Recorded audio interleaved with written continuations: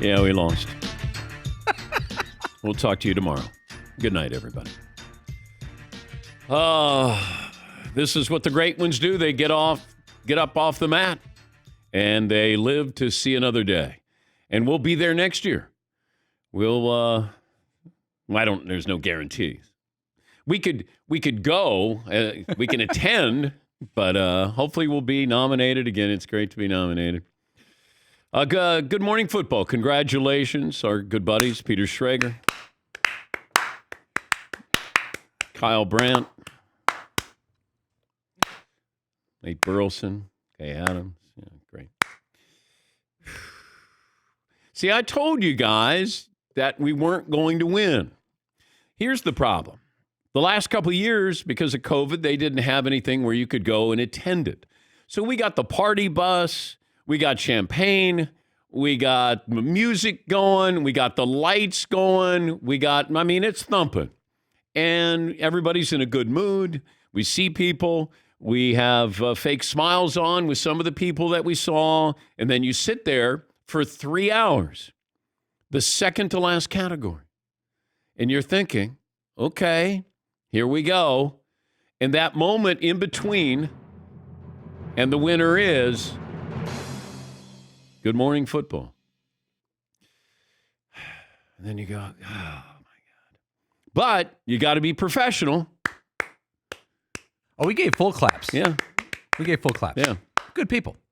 They were fake full claps. Oh, yeah. I mean, these are the real claps like this right now. We're experts at fake clapping for others who win. I am.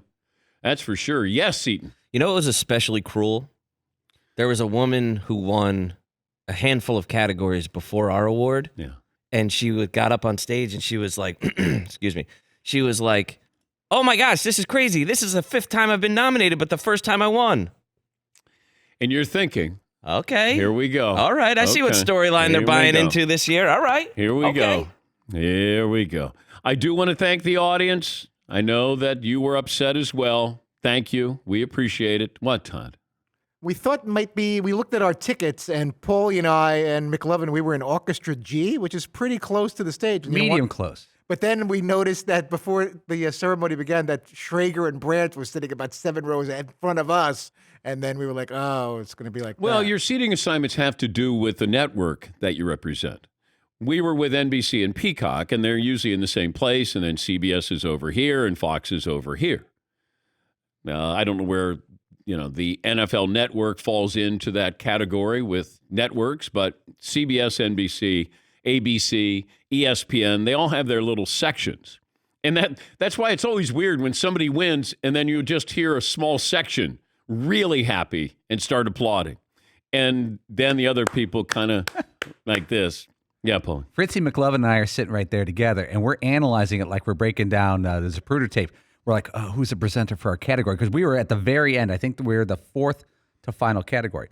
And all of a sudden, here comes Bomani Jones from HBO, formerly of ESPN. Oh, we know Bomani. He's our friend. And Marvin's the one going, oh, man, we're going to win. I'm friends with Bo. Like Bomani's going to say, I'm not going to go with the envelope. I'm going to go with my guys. We're not that close. Oh, so if you bought a T-shirt, 5th time's a charm, next year we'll have a 6th time is a charm, hopefully. Maybe. Go to danpatrick.com, check out the new Father's Day T-shirts there for all the fathers in your lives. The stat of the day today brought to you by, it is a bummer. I mean, it is. It truly is a bummer because we have 12 people who work on this show, and I know what it would mean to everybody on this show. I do. And everybody got to go yesterday. Yeah, they did. Yes. Picture Day Ray had his hair combed. I mean, and they're comatose back there. Tyler looks like he's going to fall asleep. Backroom guys, tired.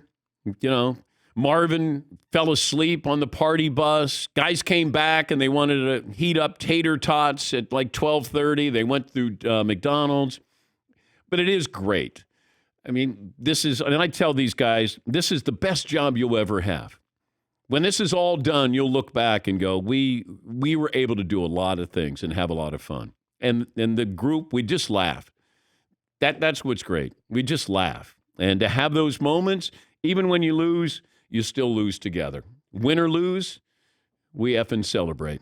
Yeah, Paul. We were on the bus and we're going, our our motto was, if you're on this bus, you already won. So we were sticking with that. We did that on the way down. Yeah. And then the way back, like, if you're on this bus, it means you won. Yeah. But you know what? We brought a couple coolers on. Some guys got in their cups early. Yep. But a nice pace was done by everybody. A couple people fell asleep during the ceremony.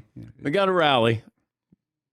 We got to rally here. Yes, Tom. Paulie made a nice little toast. We all had champagne, and he tried to liven our spirits while we were half bummed out, half asleep. Yeah. So that was nice. We all kind of got together. And in case you're wondering, yes, Todd does have a limerick. He had a win or lose, 2 different limericks. Give us if we had won, what the limerick would have been.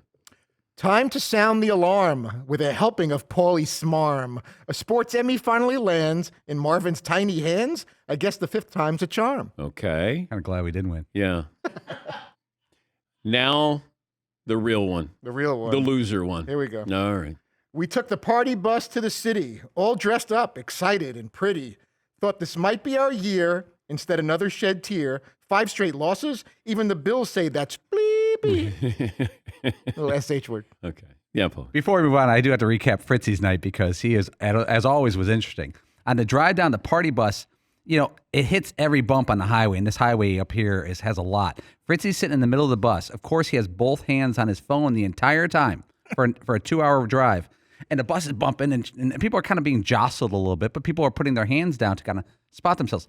Fritzy's falling over like he's on a bucking bronco, really.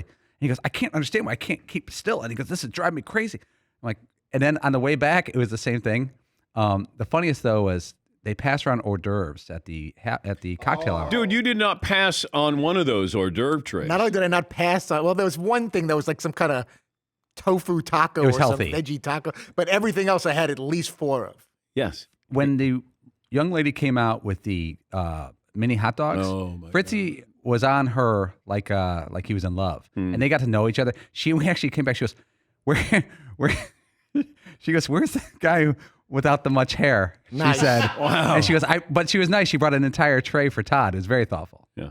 Yes, Tom. There was almost a paternity test involved. I was that close to, I had to get those. And then there was chicken and waffles, and then there was little short rib things and mac and cheese balls. There was all kinds of stuff going on. If you want to live vicariously through us, this is how it sounded last night around 10 o'clock.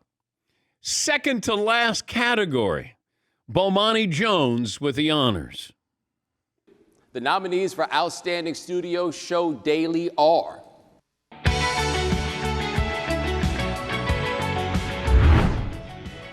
The Dan Patrick Show, Peacock.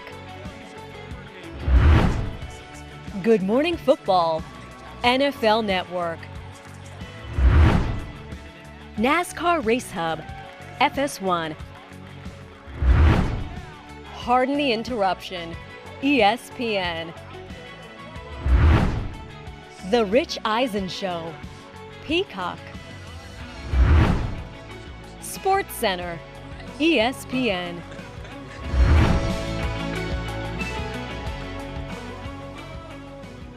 And the winner is Good Morning Football, NFL Network. Oh, that's what I wanted to sound like last night. Instead, I was like, oh, congratulations. Congratulations. Kyle Brandt, Peter Schrager, Kay Adams. Nobody. Nate Burleson. And you know what stung a little bit more? All right, this is really behind the curtain. Michael Davies is the executive producer. And I think the company is Embassy Road. They produce Good Morning Football. They've done a wonderful job. So whenever I see Michael Davies succeed, I get angry. I'll take you back many, many, many, many years ago when there was a show that was just starting out, Who Wants to Be a Millionaire? Well, guess who was the executive producer of Who Wants to Be a Millionaire? Michael Davies, who calls me out from Bristol, Connecticut, when I was doing SportsCenter and says, I want you to come out. I got a show I want you to do. I fly out. We go to Century City. I go to his office. We sit there. We talk. We watch game shows from around the world, a lot of game shows from Japan. And he's just looking for ideas. And then I finally said, well, what am I doing here? He goes, I'm going to give you this show, Who Wants to Be a Millionaire. I just got to tell Regis Philbin that I'll get something else for him. So I'm thinking, all right, Michael Davies. Sounds good. Who Wants to Be a Millionaire? Hopefully you're paying me $1 million to be on Who Wants to Be a Millionaire. I go back home. I tell my wife I'm going to get this show. Next thing I know, TV Guide has Regis Philbin on the cover with Who Wants to Be a Millionaire? All right, everybody. Michael Davies. It's Regis. Yes, Paulie. And guess who is a millionaire off that? Michael Davies. Michael Davies. He wants to be a millionaire. He was. He's got a lot going on. He's running Jeopardy now, Dan. Oh, I know. Yeah. There's another show. He picked up Jeopardy. He had nothing to do in April. He said, I'll take over Jeopardy. I, of course, was going to be a replacement for Alex Trebek many years ago with the previous head of Sony TV. He came back from France. We met in New York, and he said, if Alex steps down and retires, then I'm going to give you the job. You interested? And I said, sure. Next thing I know, he ended up, Alex stayed. The guy that was going to hire me got fired, and they brought in somebody else, and then that was it.